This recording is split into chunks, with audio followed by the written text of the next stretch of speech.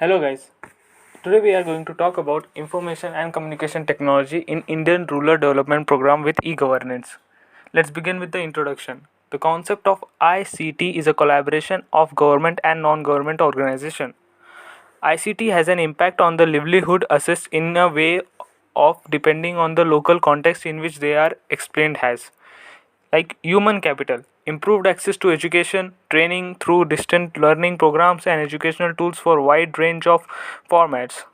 Financial capital, support and strengthening of the local financial institutes including microcredit organization to improve information provision on services and facilities available such as loans and saving schemes. The term e-governance has different connotation. E-administration, the use of ICT to modernize the state, the creation of the data repositories for MIS, then e-service. The emphasis here is to bring the state closer to the citizen. E-governance, the use of IT to improve the ability of government to address the needs of society. It includes the publishing of policy and program related information to transact with citizens. E-democracy, the use of IT facilities to ability of all sections of society to participate in the governance of the state. Now let's talk about benefits from rural e-governance projects in India. Rajiv Internet Village program in Andhra Pradesh. Andhra Pradesh government launched the Rajiv Internet program to bring the government service or benefits intended for the citizens quick, cost efficient and trouble free manner through a single window without any hassle, mainly for the people living in the village and rural area.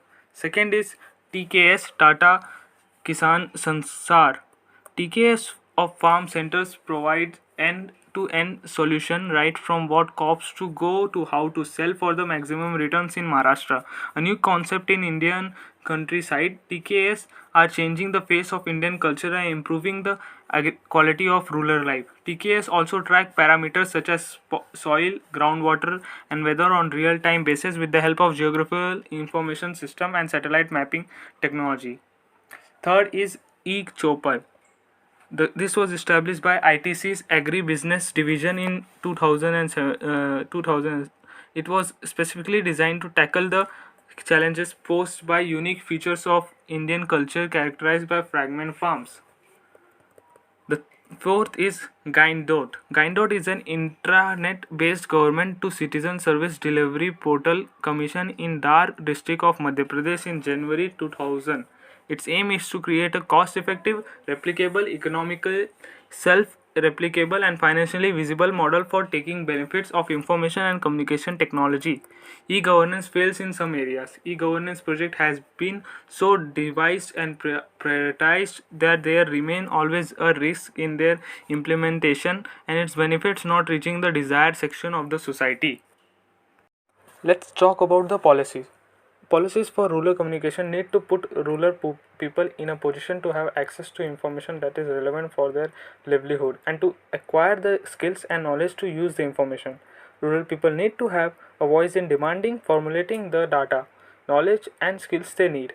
Policies should define an arena that allows free and independent generation of information communication with different medias, pluralistic providers through channels available for rural people even in remote areas. Effective research, education, training, advisory service, policy, and local action for development depends on communication.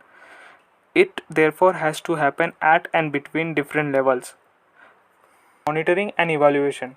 The primary requirement is to ensure the full involvement of all the actors so that they fully understand their roles and work with a common purpose to ensure that the goal and objectives are understood and agreed. This also means that all the actors sign up to and are involved in the M&E process.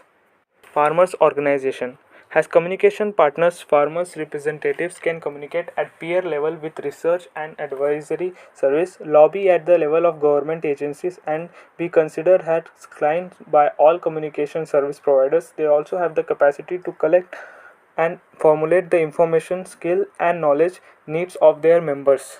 E-health service. Distant, non-stop medical support of rural population is of importance, especially for the elderly or disabled groups, mainly due to the limited access of rural regions to sufficient health service. ICTs are offering a great potential in this respect, and a great progress can be marked in the field of e-health applications. E-learning service based on ICTs aim at reducing barriers to the access of rural population to education training service. E-learning applications are quite useful both at the educational level and the community level. At the educational level, they can provide an e-learning platform that supports the teachers' work, the students' work, the group's work. Moreover, they increase familiarization of young people and development of skills in ICTs. Culture.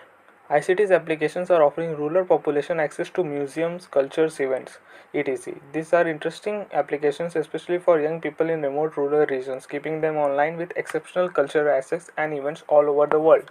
E-banking. Improving access to financial services is vital for rural regions, especially the more remote ones. E-banking and M-banking's application can revolutionize the provision of formal service of the banking sector, offering new cost effective ways of delivering traditional service with huge benefits for users.